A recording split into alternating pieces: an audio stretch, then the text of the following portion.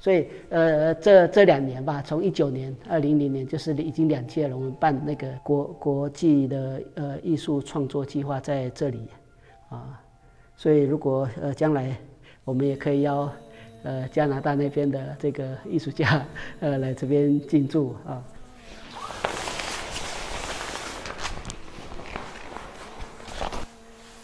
已经掉到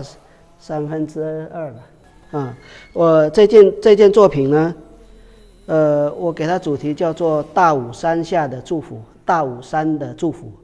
排湾族的其中一座圣山叫大武山，大武山的祝福是，其实大武山本身就是个种子，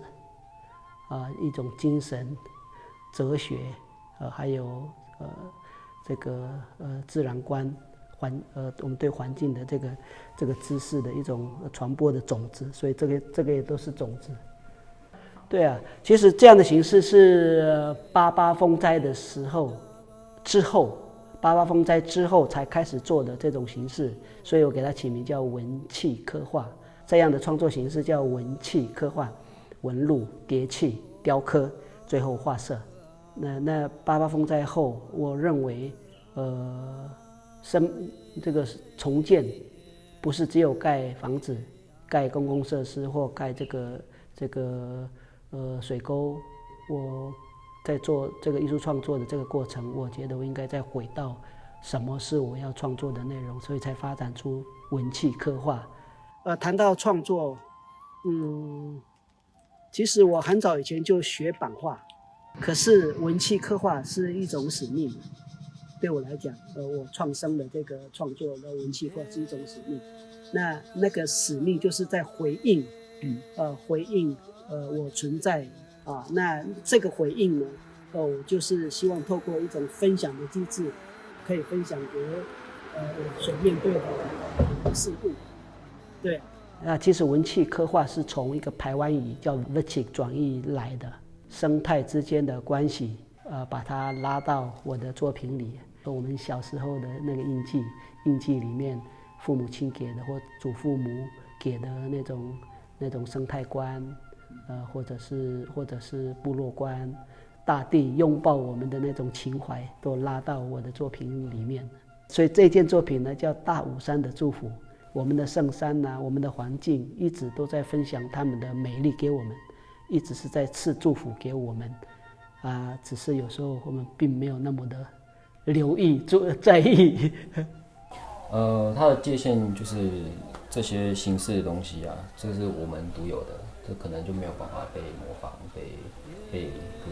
是被拿去用这样子。但是它里面的核心精神是可以被拿去用的。所以我觉得它的界限就是我刚刚说的，是它的形式可能变成是我们还是会保留它的形式，但是它里面的核心精神是可以释放给大家。所有人共同使用的，对。那其他人要用之前，当然一定会想要先追根究底去问清楚这件事情是什么，然后有它的脉络，它不是随随便便就创作出来就很像很厉害很酷。我觉得原住民这种东西很漂亮，然后我就去学，并不是这样子的。如果我要去学一个，我要去做文化挪用的话，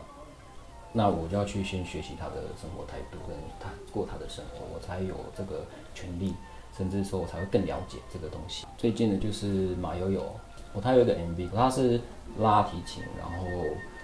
那个 MV 就是360周围会很多的图腾，我画的图腾，这样子从天上降下来啊什么的。那像这个合作的过程，就是像我刚刚讲的那样，那他去透过去听台湾少数民族原住民的音乐，然后去拉那个提琴去搭这个旋律。对，那我听了那个旋律，还有听了那个原始的音乐之后，去画这个图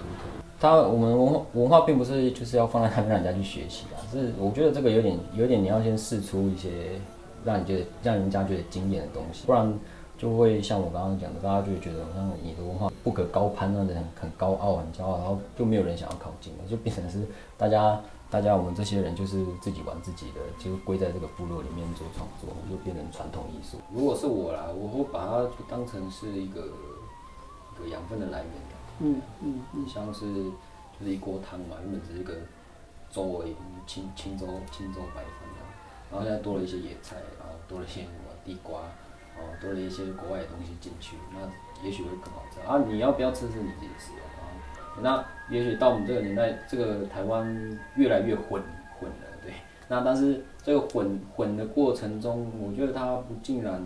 应该不是坏事啦，我觉得它是好事情，因为它可以更容易的可以去取得不同的文化的素材啊，或者是一些东西这样子，可以变成是我的创作的养分也好，或者是我生命的一些经验也好这样子。所以对，所以我觉得它是一个人类进化的一个必经的过程，然后你不能去拒绝它，不然它又会变成是我们又会变成是保留地的人，就是在部落里面龟缩在这边做雕刻做什么这样子，对，是这样。我有一点同感，混杂文化是必然的，那它是一个必然。我们如果就一种艺术思想来看的话，我们有实力把混杂文化转换成台湾式的新的文化，这个就是应该说艺匠家族在呈现的东西，应该这些也都是在我们的艺术脉络的这个过程里在呈现的。而且我想，这也是为什么我们家族的脉络这么清晰，也一直没有断掉的原因，就是会因每个遇到的时空背景不一样，然后就去弄它的素材，变成自己的养分，对啊，不会说因为我遇到了一个外力，然后我就中断了我自己，不是，反而是说改变我自己的东西，去加进来这样，所以才可以这样传到现在。对，